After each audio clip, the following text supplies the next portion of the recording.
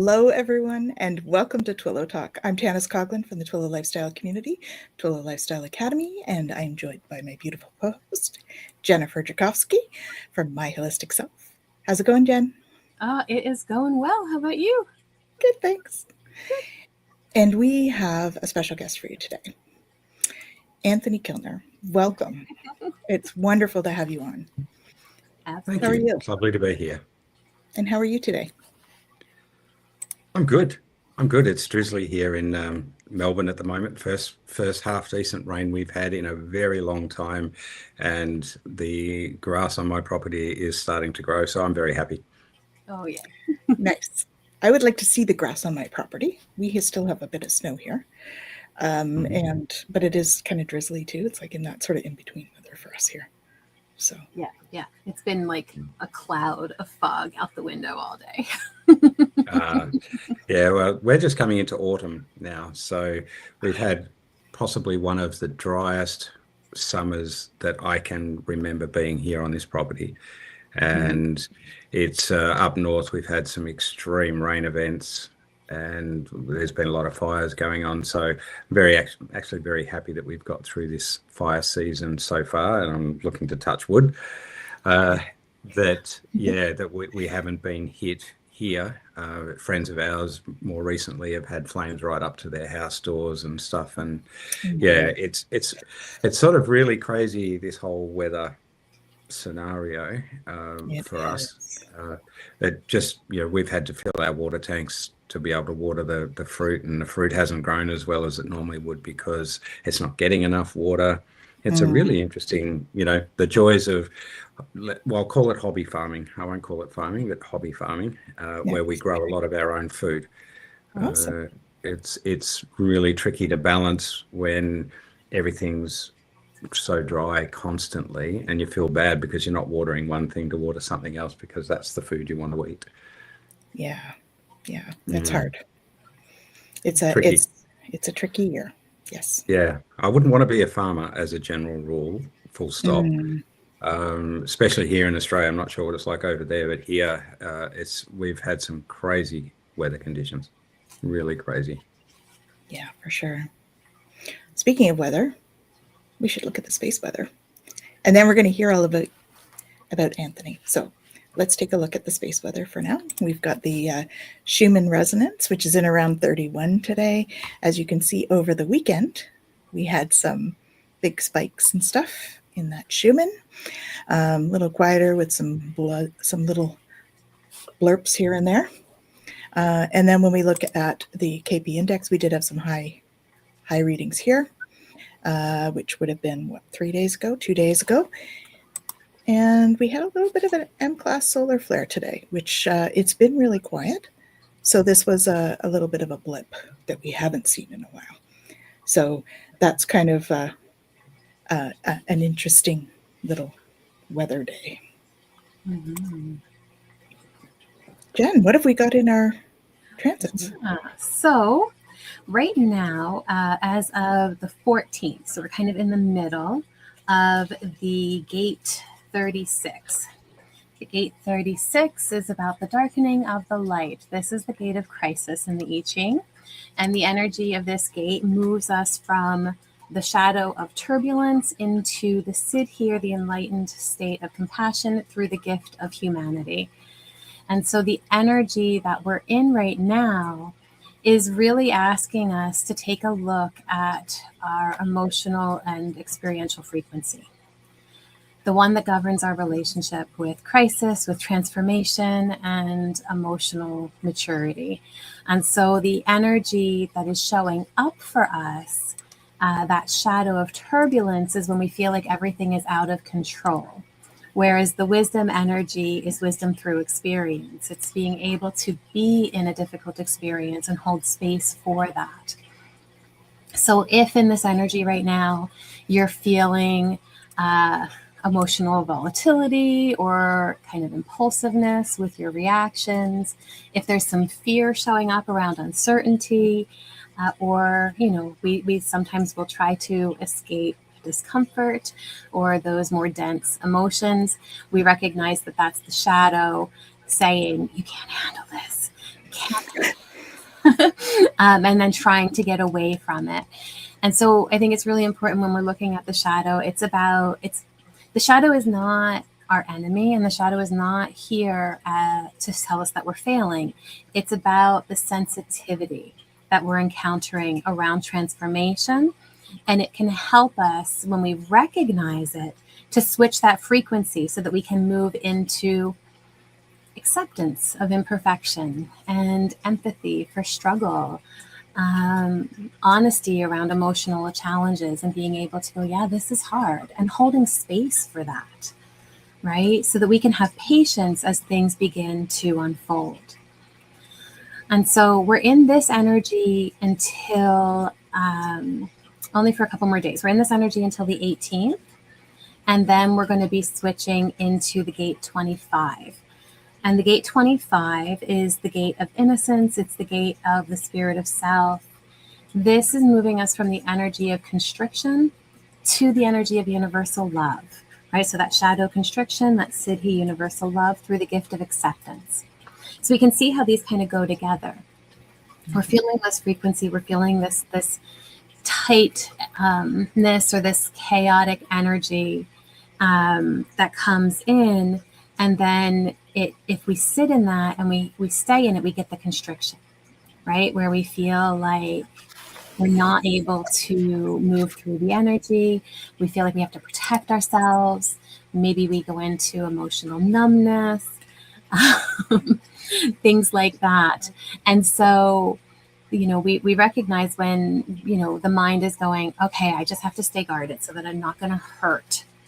And again, both of these are looking at our relationship with these tougher emotions. And can I stay in those tougher emotions so that I can find peace in life's unpredictability, right? Where I can have compassion and trust in the unfolding of things.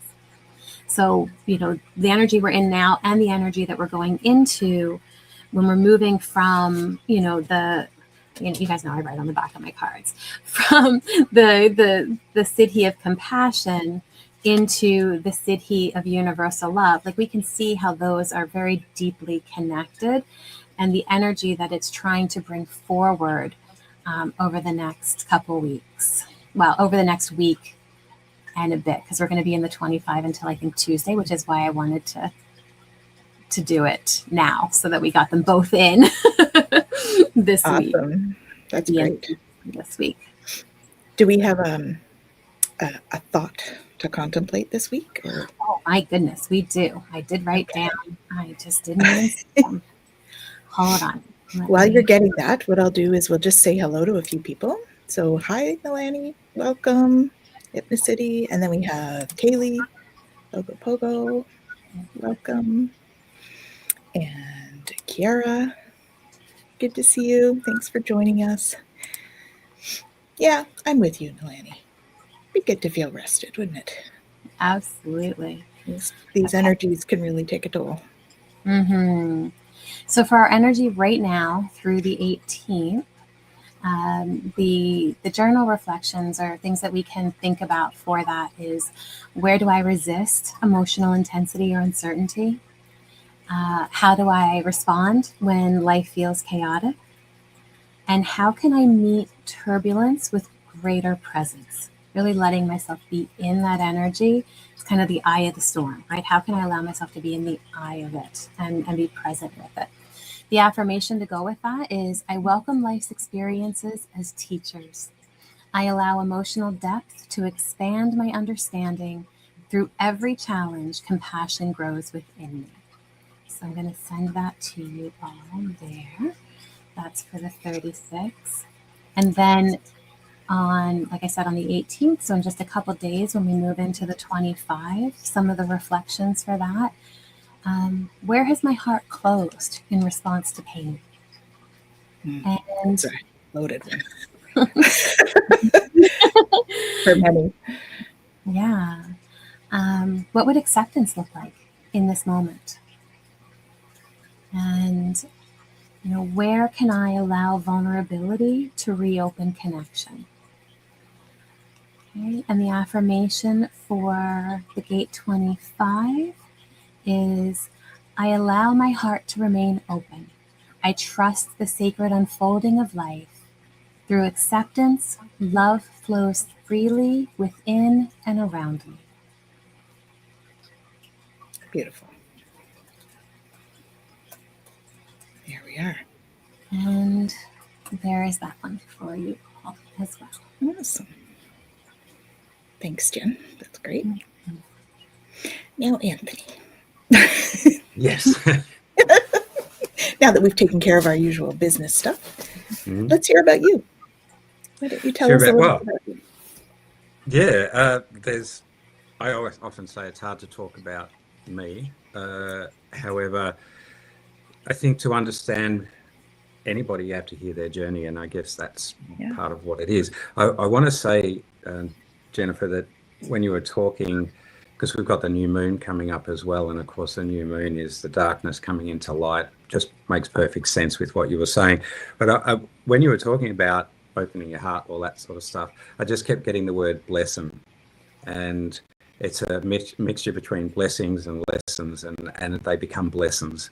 And so I was just wrote that down. You know, it's something one of my mentors taught me a long time ago, that we can look at lessons in a negative way, or we can look at them and go, what can I learn? How can I grow? How can I feel into this? How can I work with it without fighting it? And then it becomes a blessing, because that helps us to move through it. So something, just thought I'd add that in there, because it just was popping into my head while you were talking.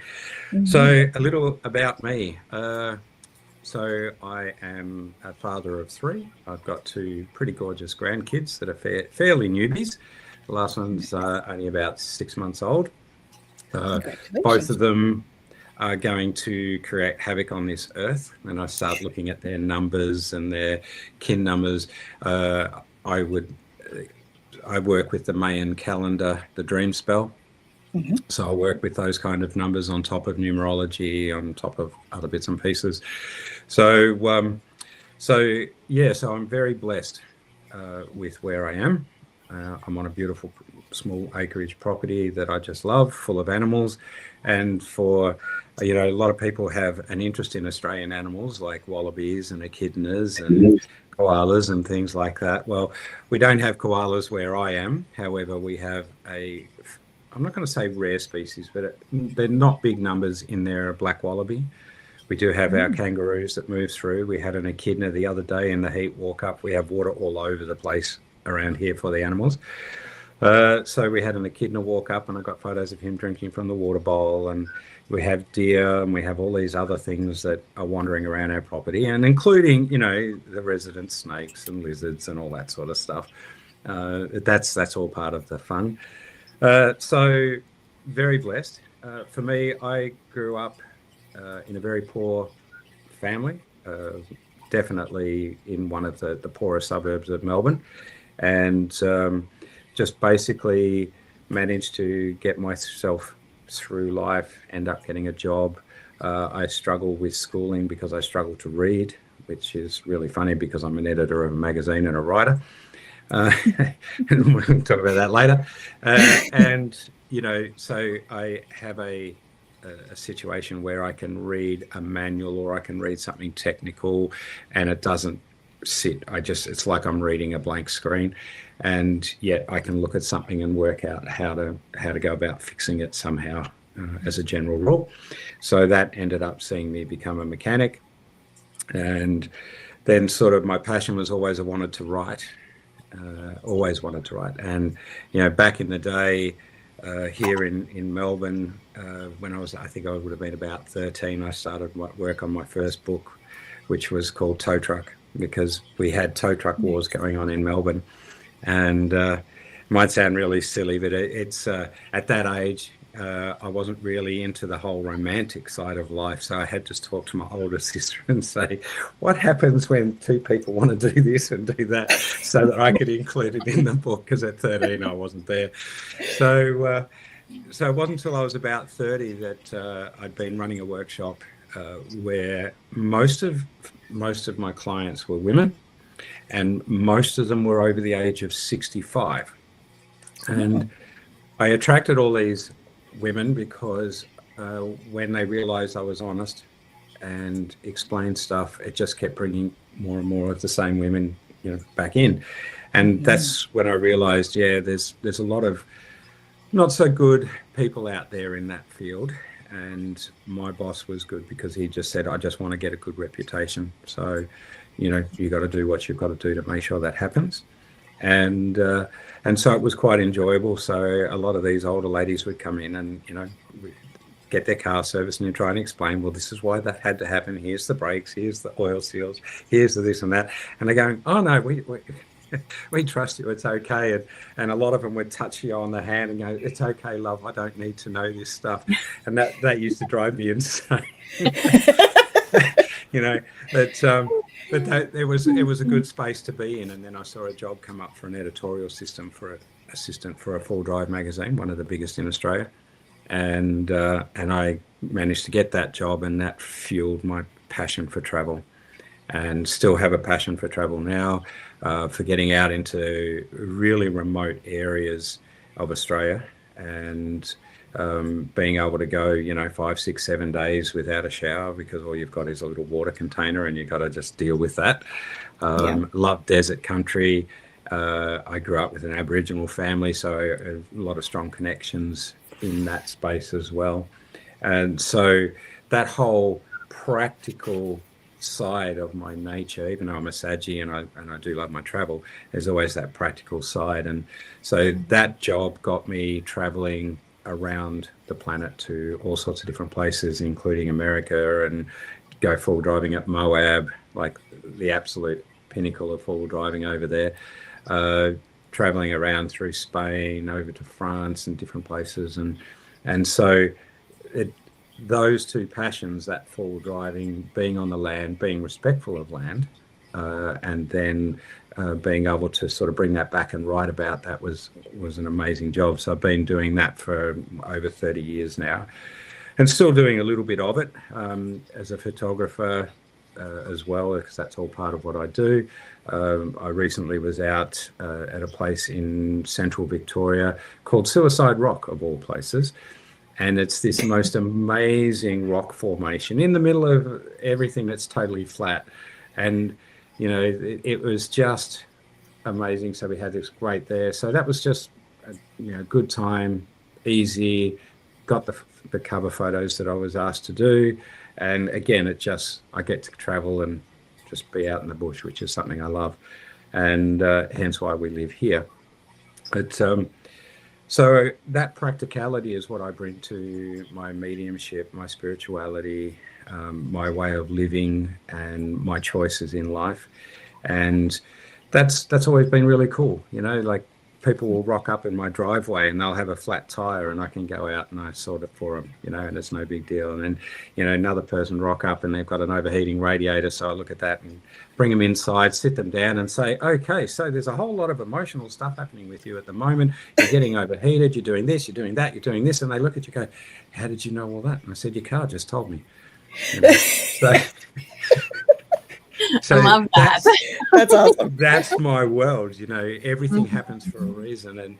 And so, being able to do that though for my clients while I'm actually here and they see it, and it's no big deal. It's just, oh yeah, I've got the tools, I've got this, I've got that, just jack it up, do this, do that. And if it's terminal, then we can get a tow truck.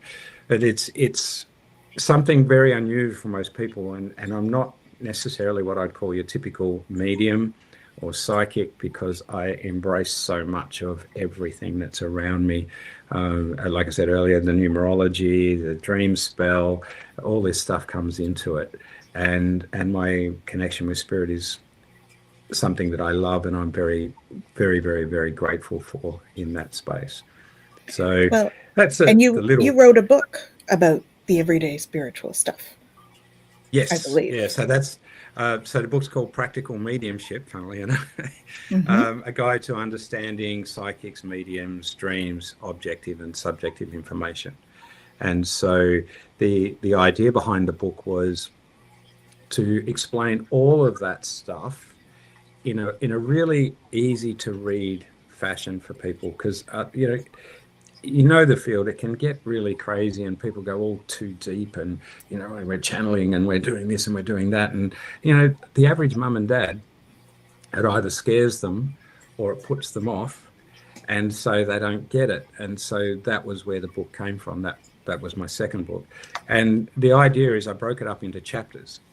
So when people are talking to me and they're telling me about either a dream experience, an astral experience, and they are two very different things, and then the subjective objective side of it. So for people that might not understand my terminology, objective is what it is. You've got a sore right knee, you've got a sore right knee, that's objective. The subjective side of that says you are struggling with your ability to move forward in a very comfortable, relaxed manner. And so that's where the knee is that movement and allows that movement to go forward. And so they go sort of hand in hand in how that works. So I ended up writing this book with all that information, how mediums work, psychics work, what are the chakras, what are the energy fields, how do they work, dreams and astral, why are they different?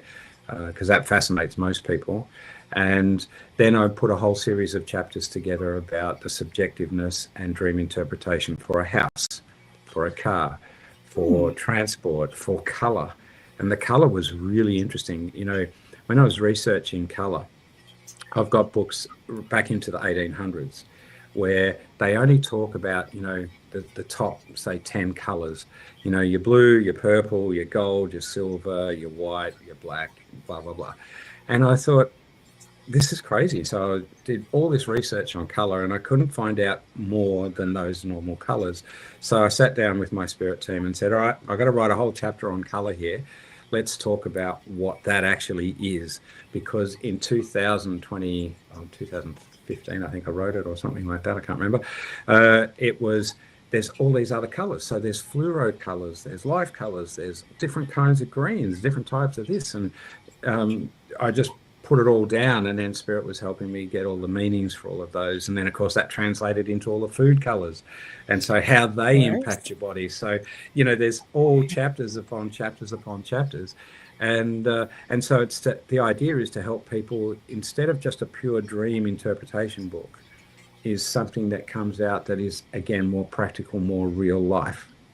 And that's when I live in. And so when I'm talking to people, you know, and they're telling me what's been going on, you know, like the toilets flushing and not flushing properly and backing up and all the rest of it, and you look at them and go, oh, so you've got a few health issues at the moment, you know, because you've got a bit of a build-up of stuff that's not coming out properly. And so, you know, they'll go, yeah, how did you know that? You know, well, I'm not a doctor, I'm not diagnosing anything, and your toilet's telling me you've got a problem. And so that's sort of how I work, and I love it. It's so much fun to do. And when people start to get their heads around it, then they realize that everything in life, if you take notice of it at that point in time specifically, has meaning, because the universe is giving us meaning.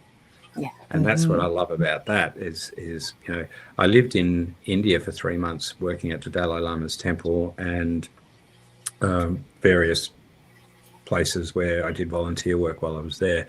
And every day I'd say to Spirit, I'd like a sign of how my day is going to work, because I was living on the side of a hill below the temple by myself. And I'm just thinking, you know, every day I'd like a sign.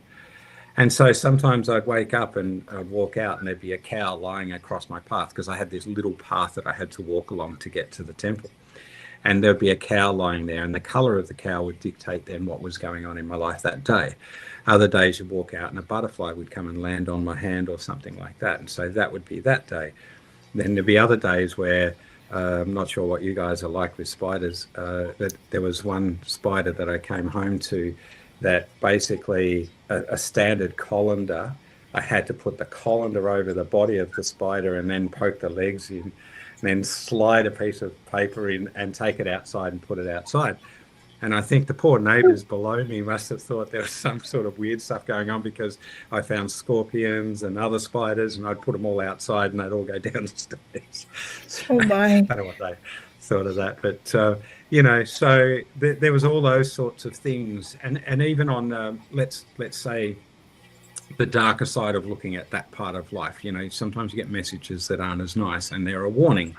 And for people that maybe have been over to India and seen what sort of happens around, unfortunately, the slum areas and whatever, dogs tend to go rampant at night. During the day, they're the most friendly things ever. And so every day I'd walk along and there would be a pack of dogs that would all come up and they'd wag their tails and they'd say good morning to me, and I'd talk to them and keep going. And then one night I was coming back from a sound healing workshop that I'd been doing that was run over a long time. And I heard the dogs and I heard them coming. I thought, that's a bit weird. What's the warning here? Because I'm walking home in the dark with a little torch to see where I'm going. Anyway, the dogs came racing out of the dark. And I just said to them, in this really arrogant voice, what the hell are you doing? And they all just stopped. And then one of them at the front recognized me, and then I went, oh, okay, he's okay. And then they took off. And I took that as a warning that in the spaces that I'm in and where I'm walking around at night in places that possibly I shouldn't, I need to have a bit of energy about me that will keep me safe. And so, I found myself in a situation not long after that where I knew where I was staying and where I wanted to go. This is in Old Delhi at this point. And so I went, I want to go to those shops. If I just head that direction, I'll get there. I'm not going to try and hire anyone and walk. And so I ended up following this cart thing through all these buildings, and then the cart disappeared, and then it was a bike, and then it was wide enough just for a walk path, and I'm walking through and I'm looking around, and it's literally hundreds of units all built on top of each other that you can't really even see the sun, and there's people in there looking at this, white person walking through the middle of their housing estate. And I just went, you know what, I'm here now. What did the dogs teach me? Confidence. And so I walked through with confidence. And the funny thing was, when I came out the other side, the shopping centre I wanted to go to was just across the road. And that's a whole nother challenge, getting across the road in India. That. Mm-hmm. It is yeah. Pretty amazing. So that's the sort of life I live. I live in that space. I enjoy what I do.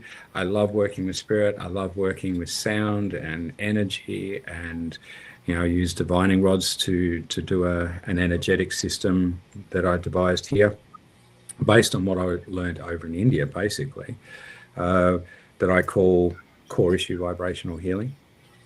And that involves measuring every layer of a person's auric field, and then being able to sit down with them and with just a picture and the measurements. And I do this with a big ruler so they can actually see it themselves. It's not me I can walk up and go, oh yeah, your chakra's over here, it's a bit floppy, that's that.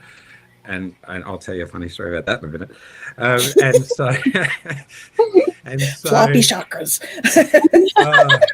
Look, I do have a pretty wicked sense of humour, and it's very Australian sense of humour, so just be ready for it. But I was doing a night where I was measuring people's auric fields, because we were talking about breath work and sound and all the rest of it, and I was explaining to this group, there's about 50 odd people there, that I don't actually need the divining rods to show you. I can tell you by what I feel, what I see, how I do it. And somebody made a comment, oh, I'd like to see that. And I said, oh, fair enough, we'll get the next victim up, next person. And this lady jumps up and she says, all right, I'm there. So I said, okay, lights off. I'll close my eyes, do it in the dark. And I walked up to this person and I stopped right there. So my hands are right in front of her chest. And I said, your life force energy is really, really low. That's what I was measuring. Chi, yes. Life force, or in my world, a fuel tank energy. And they turned the light back on, and I was right there, millimeters away. And the first thing she said was, well, you could have kept going. And it's like, no, we don't do that. So, family show. Yeah, exactly. There's more than that, it's a bit of ethics in there. Yes. But the whole group then burst into laughter, and of course then they realized that this is real. Yeah. And that energy is a real thing. And so core issue vibrational healing was designed around measuring the auric field front and back, to get a diagram of distances. And then I sit down and I explain to them what's inverted, what's left, what's right, what's doing well, all the rest of it. And then we get into the core issue of that, and we say, right, So this is doing this works with the endocrine system of your physical body. So there could be problems here. And I don't use mediumship in that space, and I try and refrain from even trying to work on a clairsentient level, because the idea is you get the people to talk about what's going on. So you tell them all the things that will be connected to and why, and yes, there is some feel in that, and based on experience as well. And then they can say, oh, well, yeah, I've been having that problem, or, yeah, I've had this stomach issue for a while and I haven't been able to work out what to do. And, yes, I've been getting headaches and blah, blah, blah. And so then once we've established all that, the deeper things will come out. And so then they might have been abused as a child. There could have been a trauma. There could have been this, there could have been that. And so we start talking about that in detail, because yes, while I could call myself a qualified counsellor, I've done a lot of counselling work and training. I choose not to, because I can't say what I want to say. And so when we sit there and we connect, and I'll say to them, okay, so you're holding on to this in this part of your body. This happened when you were between the age of 10 and 13. What happened then? And they have to think back, and then you see the energy just light up. And they go, oh, that's when that happened. Okay, let's talk about that. And so what happens is, when you're working with the energy, you get the mind, body, and energy to work together. So not mind, body, spirit in that traditional sense.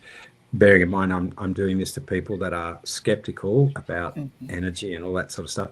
So I keep it as real as I can. And so then they realize, okay, so if I'm talking about it, then I can start releasing it, and I don't have to take drugs, and I don't have to do this, and I don't have to do that. That's their choice to go off, and I don't tell them to do that. I just help them to understand why they're in that space. And so one of the things that spirits really helped me out with that one is a lot to do with energy and mind blockers, and even, I'll say it just very quickly, vaccinations, how they disconnect us from the earth. And so I've done a lot of work to reconnect people back into their earth star, or their earth chakra, depending on terminology. And the difference it's made in their lives is huge. And so this is a trademarked modality that I created after I came back from India. And so the advantage of that for people is they don't really have to do too much other than be open and think about the problems. And so that's to that point. Then we get them on the bed, and we use specific crystals around their body, Tibetan bowls around their body. I've got 2 gongs that I use as well. Because you can't reach the whole auric field if you're trying to shake things loose. And so the gongs are my shakedown tool. And so I'm sort of use those, and then rebalance everything, reconnect everything. The divining rods and pendulum that I use will actually tell me whether they've been on, let's say if we're talking about, say, a COVID jab specifically, how many they've had. All right, if they've on beta blockers, what that's like and where that's coming through. And I don't tell them that until we sit down afterwards, and after we've done all the remeasurement, all the sound work, everything else. And then I sit down and say, look, this is telling me you've either had that, or you're on that because of this, and this is the connection there. And they just sit back and go, oh, and then they try and justify why they got it. And I'm going, I'm not interested. There's no judgment here. This is the effect of what this is doing to you. And, one lady said to me, oh, but I've been to a naturopath and they've cleared it out of my system. And I said, well, they might have cleared it out of your system, but the vibration is still in your body, in your energy field. You've got to clear that as well. It's a multi-pronged thing that you need to do. And so, yeah, and things like I'll follow that up 3 days later with every client and talk to them, send them a message, say how you're traveling, all that sort of stuff. Things I've noticed is 9 times out of 10, people will walk away, and within the next 12 to 14 hours, they will have diarrhea, because it's clearing out of the system. Yeah. Their vision is sharper. So by the end of the session, they'll be looking outside, and they won't be able to, you can see them, and they're not sure what they're looking at. And outside my window, just in front of me where I'm sitting, I've got all sorts of trees and greens and blue sky and all that sort of stuff. And they're looking out there and goes, it's sharper, isn't it? It's greener and it's more. And they look at me and go, wow, I didn't think it would be that much of a change, and that's because their mind body energy is aligned the way it's supposed to be, and they've got better clarity. So I created that, and I love doing that. It takes between 2 and 2.5 hours a session to get them into that space. And it's something that I've been doing work with people overseas as well, and having very, very good results, or not even overseas, in other parts of the country. It's all can be done. So yeah, it's been a really interesting journey into that space, and creating it and doing something very, very different. And probably one of my worst cases was a person that they'd had 7 jabs. Her husband came home and she was writing a suicide note, and he just said to her, "You call Anthony now, you go and see him." And she came in, and I just was looking at her energy, and I was going, oh my gosh, because when energy gets inverted, it creates negativity and forms even more negativity. So when the chakra, in my way of seeing, is drawing energy in, when it's inverted, it's pushing it out.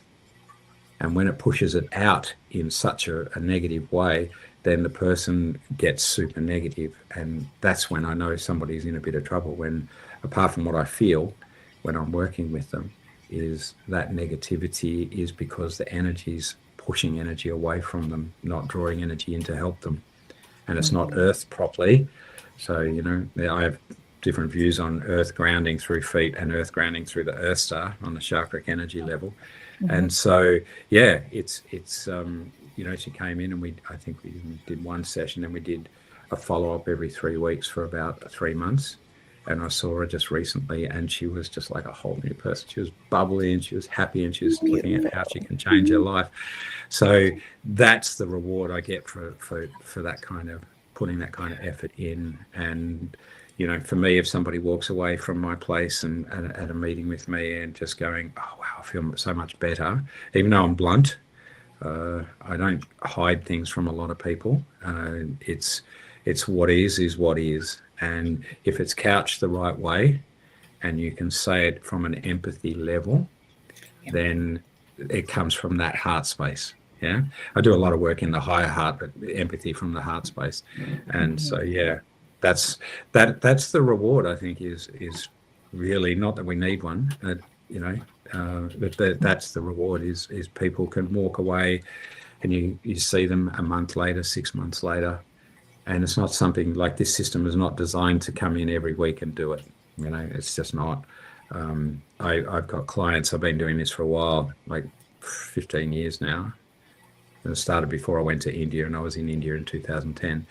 And, I have clients just ring me up and say, "Hey, Anthony, I just want to come in, and I just want the full treatment again."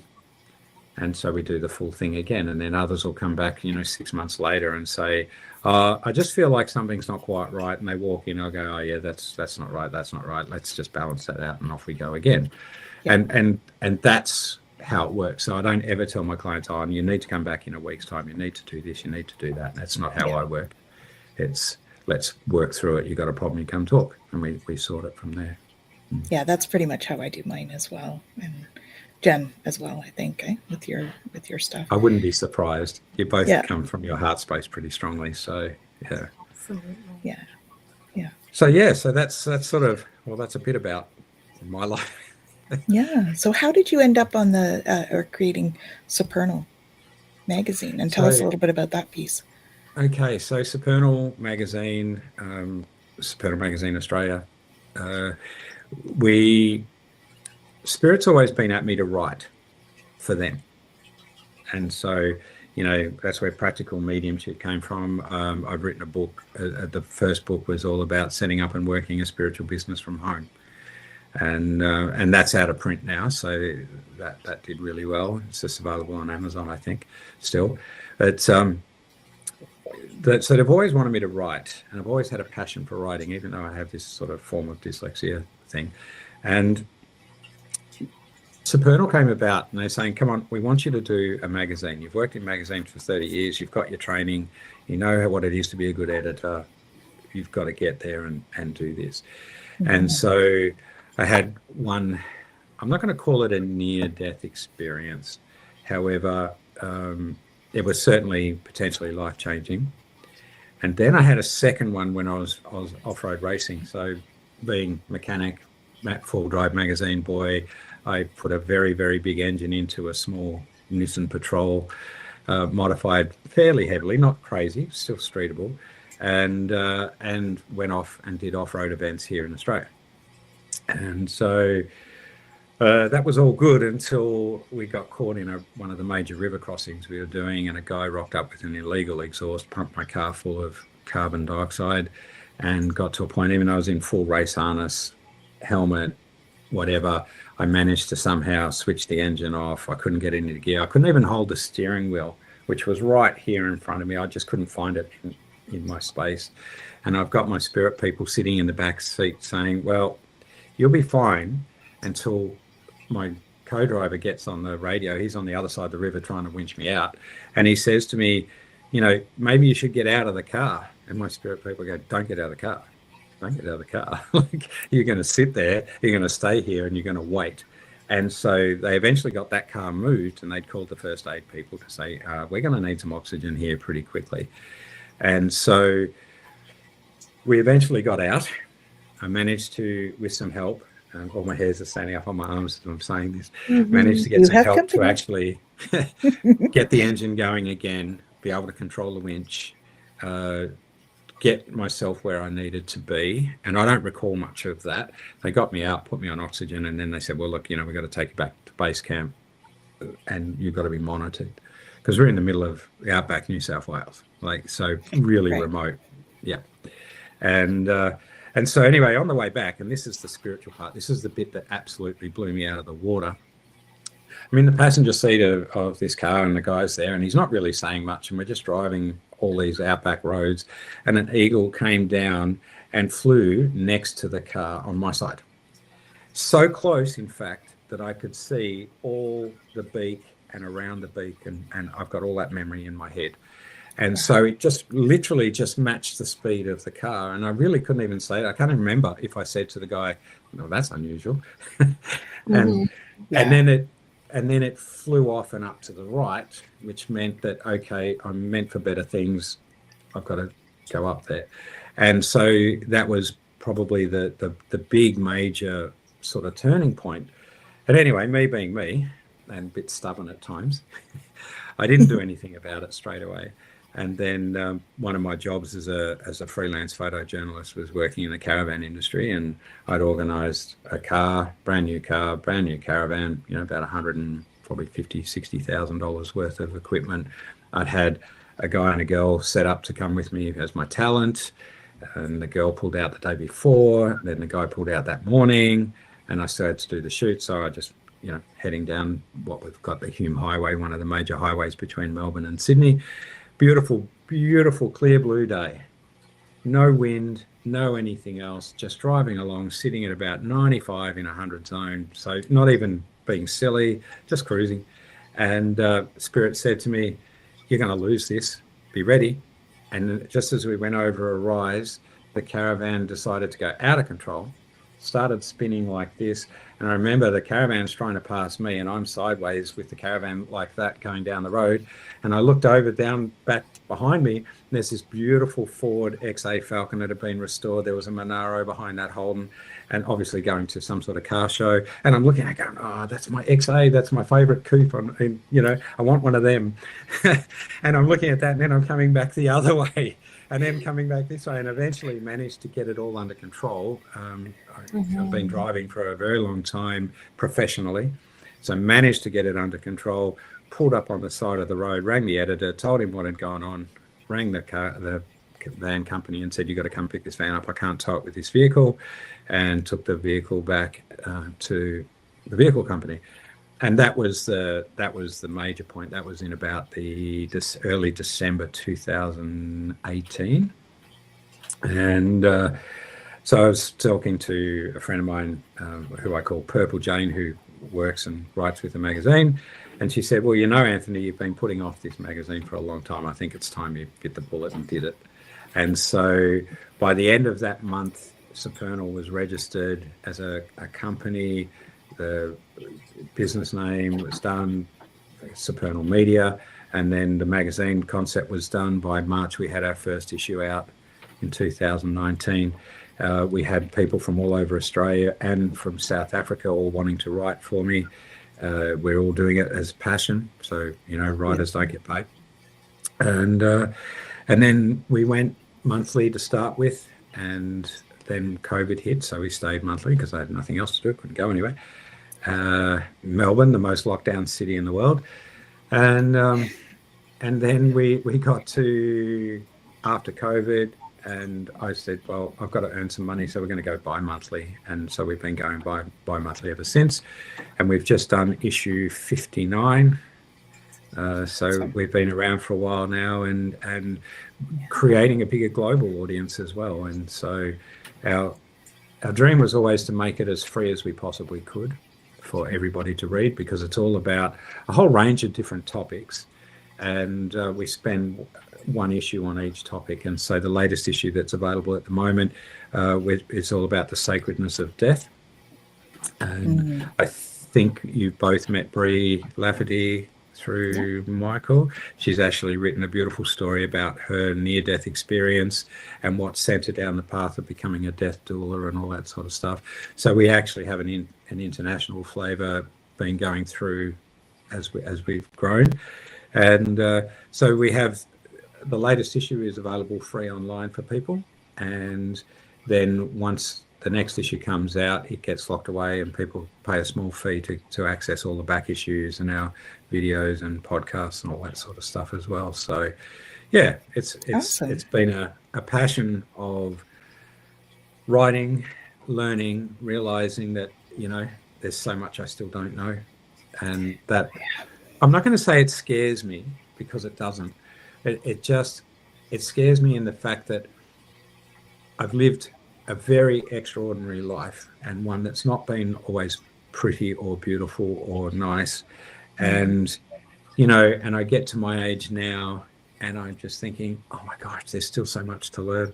There's still so much to tap into, and there's so many beautiful people to meet and countries to go to, and that's probably the Sag in me coming out. But it's just crazy that where we get to an age where I'm working probably harder now than I have in a long time, for less money, because I'm doing what I want to do rather than what I'm being told to do and work in a system. So yeah, it's just, the magazine's really highlighted that what I thought I knew is just a very, very small amount compared to what is out there in the real world. Well, and I think that's really a statement for the spiritual journey in general. I think you go along on a spiritual journey, and there's stuff that comes in, and you learn about yourself, and you learn about the concepts and all of that stuff. And then all of a sudden you realize you've done all that learning and you don't really know anything. So it's like another stage, I think, in sort of your development, right? No, I agree. I mean, I spent most of my life up to about 30 living on what we might say the dark side, and living in that dark side. And that in itself was because I never knew there was a light side. And so when I started my spiritual journey around 30, I realized, hang on, there is a light side there. And I'm not going to say the dark was bad, because the light can be bad. It's about understanding how those two come together, and you create your own heart space based around that. And that becomes then the blessing that we were talking about at the start, is there's so much to be grateful for. And even though life gets you down and you can fall back into the negative aspects of life, me, with the way I spent most of my younger life, was always in that defensive, aggressive mode. And now it's like, I don't really care. If you want to be that way, go away. I'm not interested. It's their most stuff. I mean, look, I did an interview with a lady in England recently, and she made a comment there that really touched my soul in a space. And the higher the vibe, the smaller the tribe. And I thought about that, and I thought, I don't need people around me. I don't. I've got spirit. I've got my soul, my higher self, access to all my past, present lives, concurrent. I believe in quantum consciousness and concurrent. So I've got all that there. And so I've often found myself over the years quite happy to go and sit by a river somewhere, not even fish, just sit there, maybe have a couple of drinks. Back when I smoked, you know, a couple of smokes, light a fire, and just chill. And I don't need people to talk to, and I don't need stuff, because I can just sit there and be. And I think when you take the negative out of that and you can just sit there and be, life just flows. Yeah. And yeah, you make your choices where you want to go from there, because it's all about those choices, really. So yeah, so that's really a snapshot of a chunk of my life. Awesome. And so do you work a lot as a medium now as well? You said you do dems, which are like demonstrations and stuff of doing that kind of work. How many of those do you? We've got some nice comments here, actually. Thank you. Nalani is saying the higher the vibe, the smaller the tribe. She loves that. Mm-hmm. And the more I learn, the less I know. So, yeah, it's tricky in that space. So the medium aspect of what I do. So I'm known here through a TV show called Chronicles X as the traveling medium, and there's about 30 episodes that are airing on our local community station out here in Melbourne and into South Australia. And I've got some of them on my website, but they're all the early ones, and I'm waiting for them to update everything so I can put all the latest ones on. But so I've been working, learning, and still learning mediumship for the last 30 years. And you know, to me, medium, like we said earlier, to me, mediumship is about the healing aspect that you bring between the physical and the spiritual world. And that's really all mediumship is for me. I don't go out to talk about where their futures are going. I don't go out to talk, you know, if the spirit's there and they want to talk, I bring them through. And I'm respectful about that. I'm one of the very few mediums that, although a few others are now following, I guess, my style, if I want to call it that. That's a bit egocentric and probably won't. But I'm one of the few mediums that's got up on platform in the churches. I've done a lot of work in the spiritual churches around Melbourne, and I will talk about children. So mediumship to me, and we can probably go into this if you want to, about difference between physical mediumship, mental mediumship, and physical phenomena, because they're all very different things, but they're all connected. And so I've done physical mediumship for a long time, and in that is your only role is to help people in the spirit world. That's it. There's no, you do the disciplines, you do the work, you get reward by the feelings that you get when you allow a spirit being to channel through you that has been stuck in a horrible situation in the spirit world, and they're using your body to learn and grow and then make choices. So that's you know, I have a problem, and I'll be honest, I have a problem with anyone that says, oh, you know, I went to this person's place and I moved that spirit on and I sent them to the light and I did this and I did that. And as soon as somebody says that to me, I just switch off. We can't, and I say we can't it's not ideal. There is a way that you can move a spirit into the light, and very few people know how to do it. I've never come across anyone that does it the way I was taught by spirit. And it's not something I want to do, right? Because it's too easy to get to that point, and you don't want to come back either, right? Because it's done with love. It's not done with fear or through fear. And so the next step is then you empower the spirit to make a choice to be there or not be there.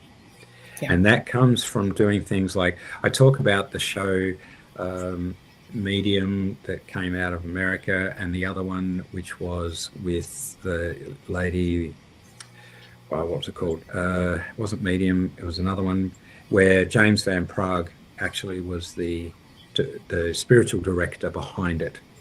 Okay. It'll pop up to me in a minute. I can see her, Jessica Love Hewitt, I think it was.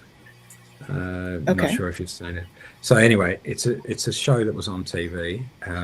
But James Van Praagh, very famous medium, he was the one that was the spiritual director. And what happened was, at the start of the show, there's always something nasty happening. And then as the show progressed, the spirit got connection with her and then grew to then make choices and chooses to leave. And that's probably the most accurate interpretation of what physical mediumship is like without the Hollywood hype. And so the way it's, sorry? Hollywood. Exactly. Exactly. Been there, LA was pretty interesting. So the thing is, that's a fairly good description for how physical mediumship works, except that it's missing a point. And the point is you are there purely and simply to help the spirit. So you're not there to throw a cross at them, holy water, any of this stuff. You're there to make connections, to help that spirit to make a choice. And because if they're stuck, they haven't got the energy to become unstuck until someone listens to them. Mm-hmm. Now, I'm cutting out a lot of detail out of all of this. That's the very general. And things like when you're in real terms, I was in an outback pub where we were getting ready for one of these off-road races out of Broken Hill. And sorry for the picture I'm going to paint here, people. I was standing at the urinal and it had a wall to my left.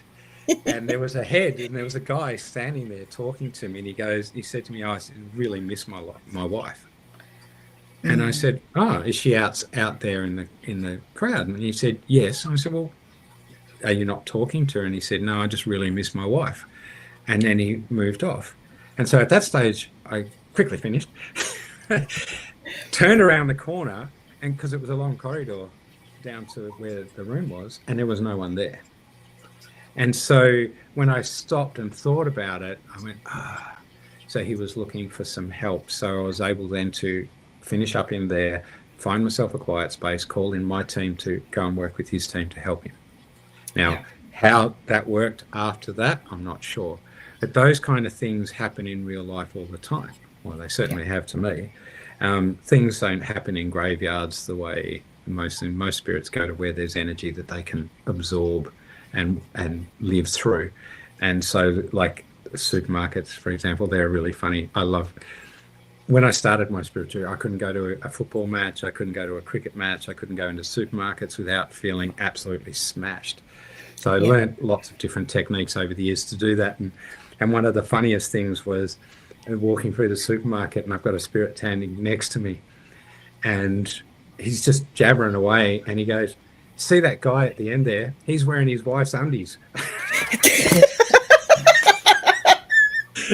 And I just sit there going, now, why do I need to know that? And the spirit just laughs and disappears.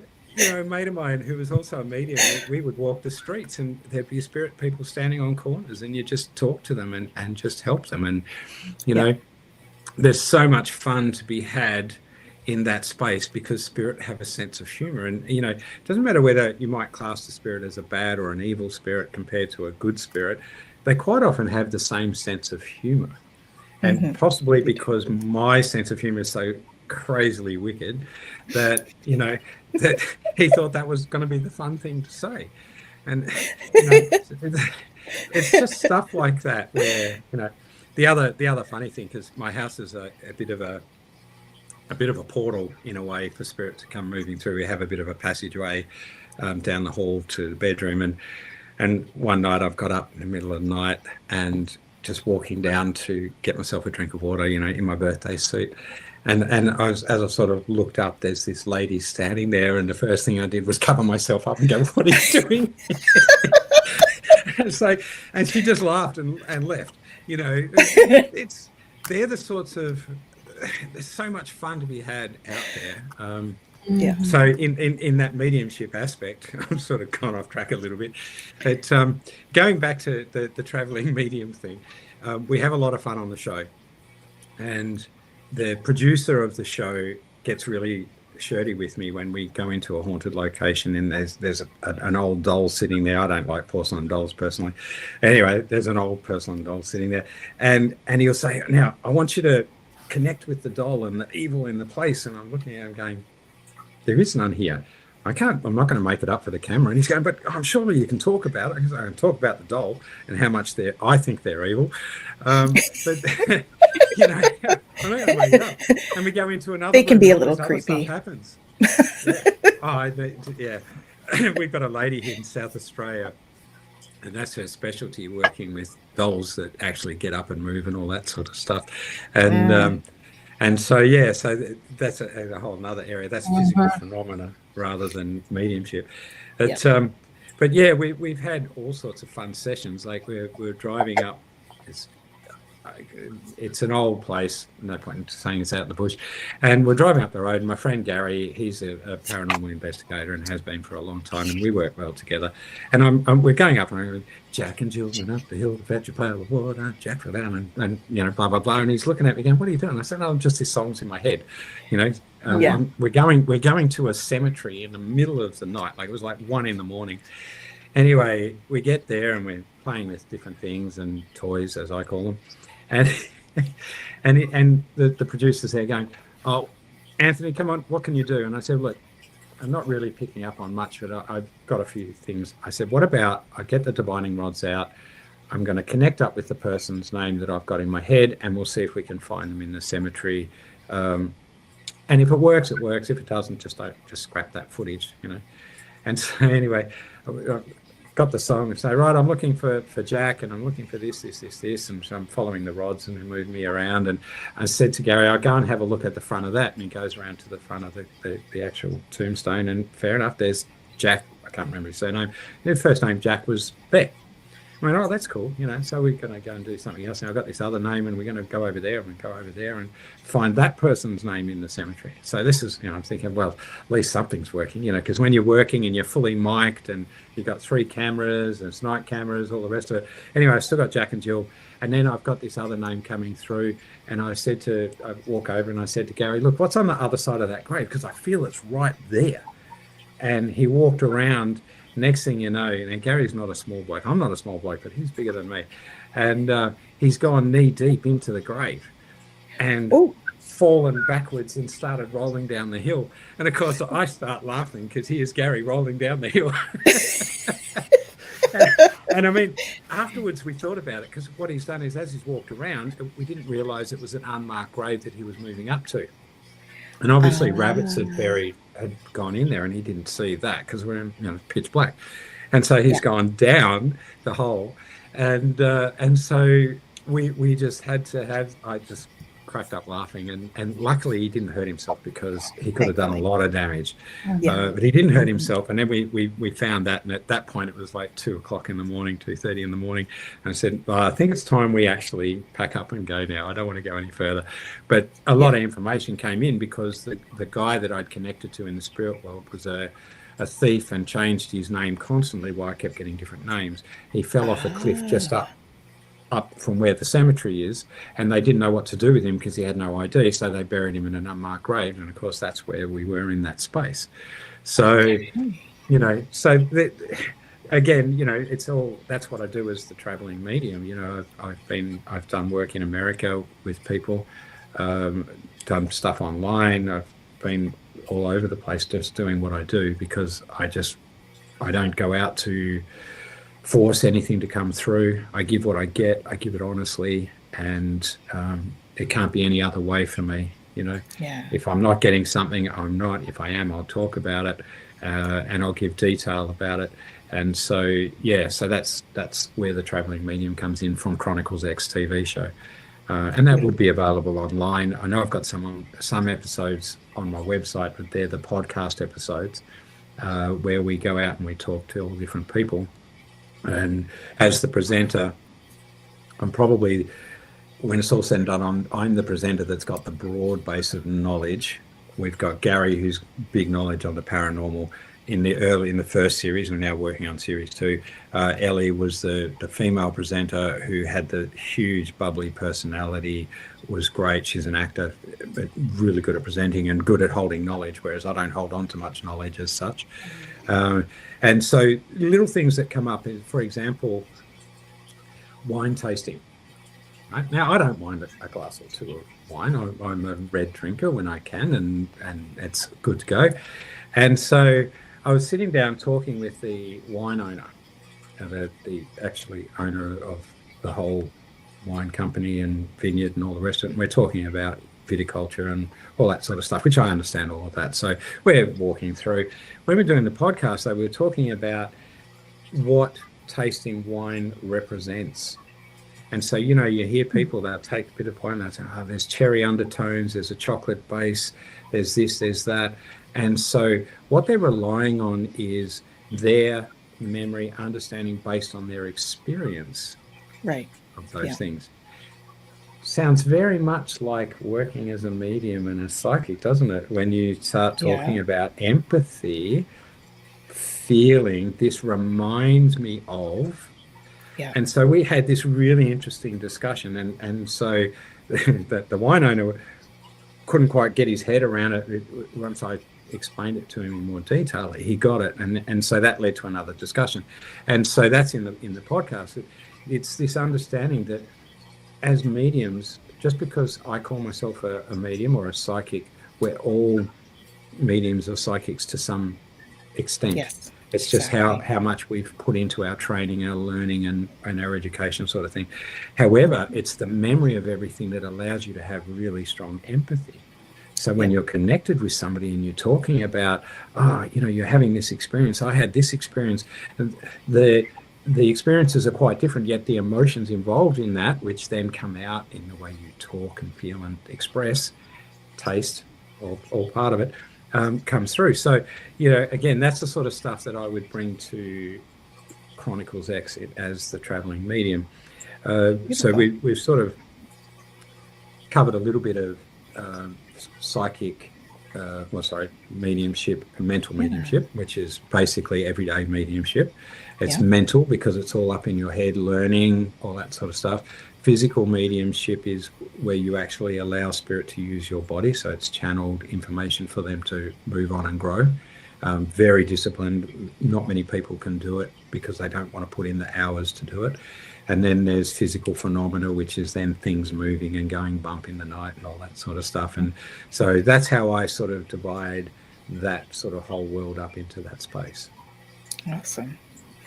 Yeah, I think we've had lots of experiences of those types of things talked about on here, for sure, by various people. And Jen and I have had our experiences as well. So it's always nice to hear. You both have. It's always nice to hear other people's experiences as well, and bring that all together. I can't believe the time has flown by, Anthony. We'll have to have you back again to share more information and more about how that works for you and all of that stuff. We'd love to have you back. And right now we usually do what we call home play. So we give people a card. And Jen, I saw you shuffling cards there. I did that. So let's give the audience the home play, and then I'll ask you for a final thought just after we finish that. And whatever you're working on right now, is there something you want to bring forward? So let's do the home play, and then we'll get to that. Okay. So for our home play, again, fitting, ask for guidance. Can't make this stuff up. Every time. All right. So ask for guidance. You are not alone, grandchild. You are surrounded by guides and spirit helpers in the form of grandmothers, grandfathers, and beloved ancestors. They see you and know your sacred journey. These guides dwell in the mysterious realm of the sacred feminine, and your spirit lives with them. Your spirit walks with them and can access all of the wisdom that ever was and ever will be. You have all of the answers you will ever need, but your mind needs your spirit's help. Sit in silence, Visit the stillness of the sacred feminine and ask your spirit for help. Consult your wise ancestors. Commune with the grandmothers. Your guides know that your earth walk is challenging, for you came here knowing you would forget who you are. Your spirit helpers remember and are here to assist you. Ask them to give you clear signs when you ask questions or simple directions about how to go. They use the elusive language of the sacred feminine, gut feelings, intuition, inner knowing. Follow that hunch, listen to that quiet whisper, and turn back when you feel like an invisible wall has appeared before you. Spiritual guidance is yours for the asking. Then listen to what you receive. Your spirit helpers await your request. Beautiful. And I think Lovely. all of us will help with that. Or you can tap in yourself, because we all are capable. Absolutely. Absolutely. Yeah. Absolutely. And Kaylee says that this was incredibly interesting. So thank you. Thank for you. that. Yeah. Yeah, lots more stories I could share. I did say when we first talked, I'm a storyteller. Yeah. First and foremost, whether it's been sitting out in the outback with Indigenous people, sitting in Melbourne with Indigenous people. I'm actually teaching myself. I play a lot of instruments. We haven't even got to that point yet. Yeah. Native American flute. My first flute is Native American that came from the Oregon flute store. Nice. There's a whole nother story behind how that happened.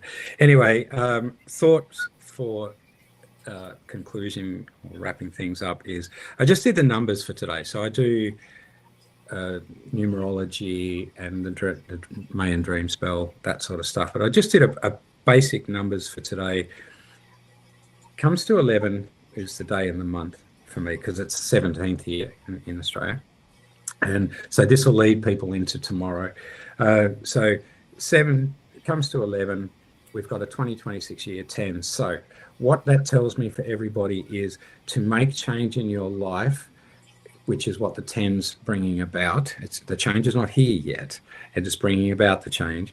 And then for the 11, it's what I call the pillars of consciousness. So everyone's stepping up to those pillars, and they've got to step through them to get through the fear. So that's where the 11 comes in.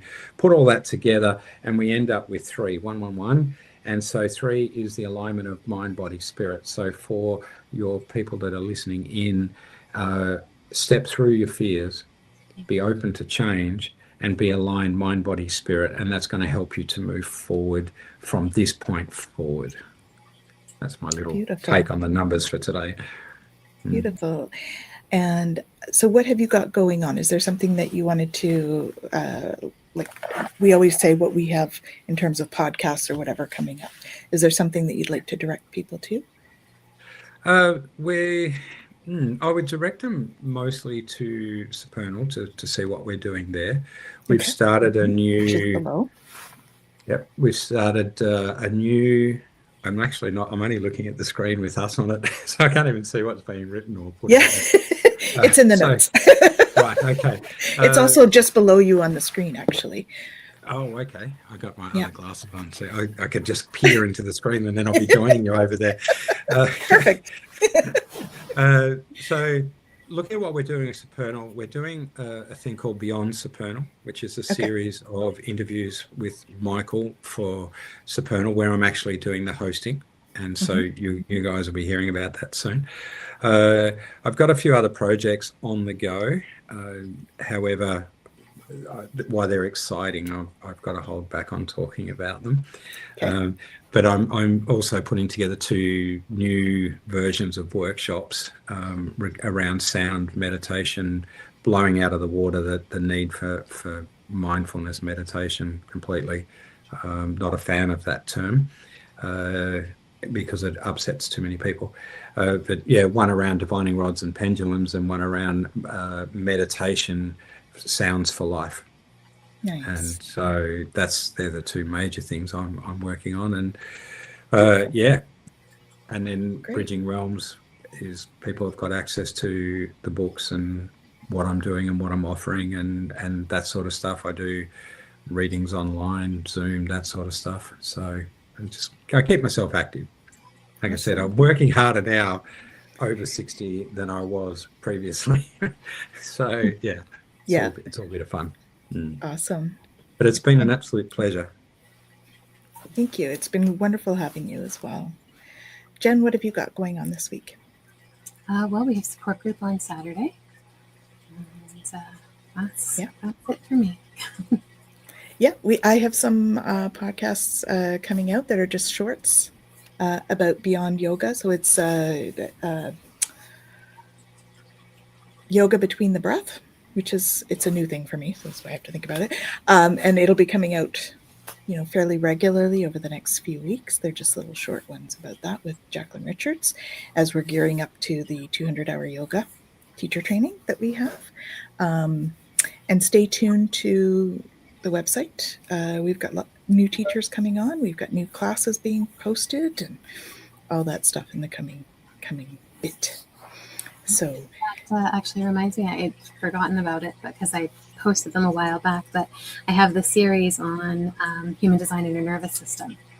And so each Monday, one of those will be coming out. So if you want to check out the blog on the webpage, you'll get to see that as well. And that's on My Holistic Self. Or is it My Holistic Self Counseling? Either one. You can do myholisticselfcounseling.com or myholisticself.com. It'll bring you to the same place. Perfect. Well, it sounds like you're both going to be very busy. We tend to be, yes. Well, there's an old expression, no rest for the wicked. So what did that tell you? Wonderfully wicked we are, yes. Yeah, well, my response to that is, I'm wickedly good. There we go. Very good. If you don't mind staying on after, Anthony, actually, I have something I'd like to talk to you about as well. So no problems at all. At this point, we will say thank you all for joining us and sharing your beautiful energy. And we appreciate all the wonderful stories, Anthony, and sharing your energy and experience. And we look forward to working with you again in other capacities, or having you on the show again, as we are all involved in Beyond Being Human. So that becomes absolutely. A connector point. So welcome and thank you all for joining us, and we'll see you next time. Take care.